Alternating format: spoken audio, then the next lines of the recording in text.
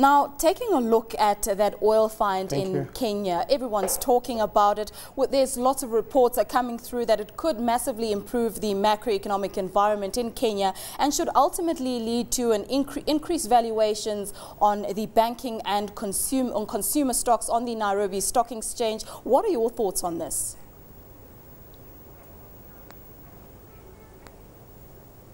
Of course, it's pretty exciting news. It's a bit early to talk about the full impact it could have on the macroeconomic front, because as of now, what they've done is basically they've still yet to evaluate whether it's viable. Although they are pretty hopeful that it is, and I mean in the next three to 4 years we should be able to drill and actually produce for export. But at the moment, I mean, the whole country is excited. If the deposits are viable, it will improve everything actually. And the good thing is Kenya is we have the infrastructure. We actually have a seafront. We have 2 ports, one still under construction. I mean, all these factors would go towards improving the macroeconomic condition in Kenya and also in the whole of the region. Now, looking at some of the stocks that could perhaps be impacted by this, looking at some of the banking and consumer names, could you kindly give us a few of those which will benefit from such?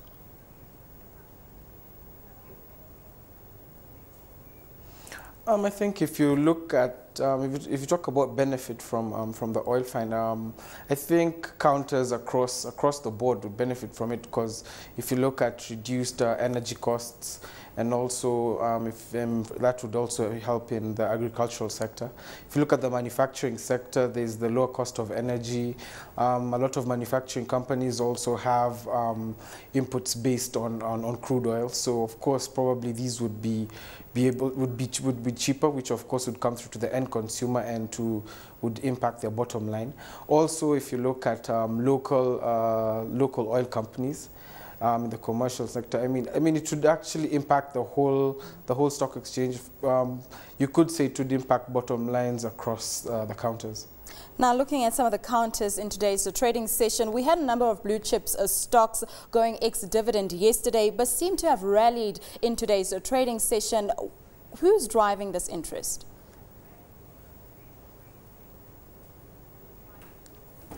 It was a pretty exciting day actually on the stock exchange. Yesterday we saw stocks come off, BAT, Bamburi, but today we've seen them actually, a lot of them also begin to rally back up. There is immense demand in the market.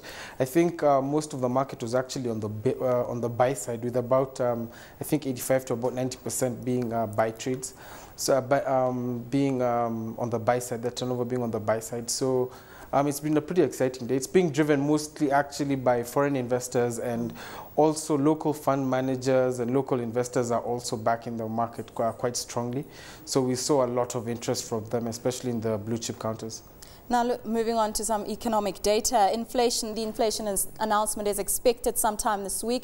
We did see inflation falling back in February to 16.7%, with a lot of market commentators saying that we could possibly see inflation easing further in March. Are you of that camp?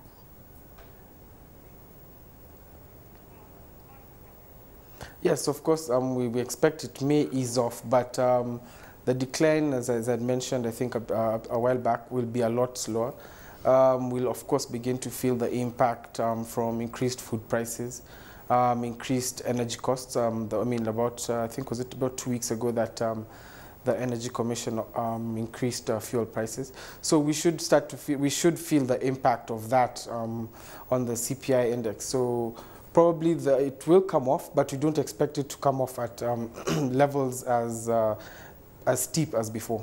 Now, looking at inflation coming off with the MPC due to meet on the 4th of April, are you perhaps seeing them continue to hold interest rates, or perhaps maybe dropping interest rates on the back of a fall in inflation?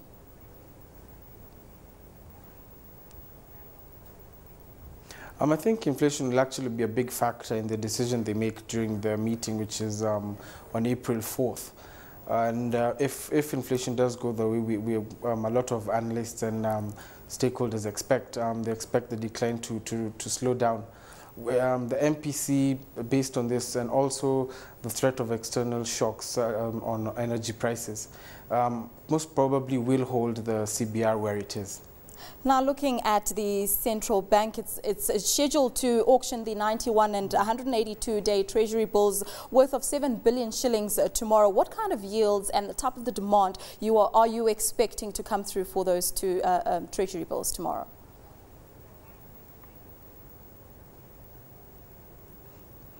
Today we had quite a lot in maturities and also coupon payments that came to the market. So the market today was pretty liquid. I think CBK will be looking to mop up this liquidity through the prime rate auctions. So I expect quite a bit of subscription, and also they'll be also looking to mop up the liquidity so as to actually support the shilling, which today seemed to be moving to be losing somewhat, although it's been range bound, but there was indications that it could be losing. So looking at the 91-day, and I expect the 91-day actually to come below the level of 17%. The 182-day might still probably hold above 17, because both T-bills have been coming off by roughly, I'd say, about 40 to 45 basis points every week, although the CBK had indicated that they're watching these rates very carefully, not to allow them to decline too fast. So if you think about 45 basis points on both, we should expect probably it should come in at about levels of between 1650 and 1675. That's for the 91-day, and the 182-day probably at levels of 1725 to 1750.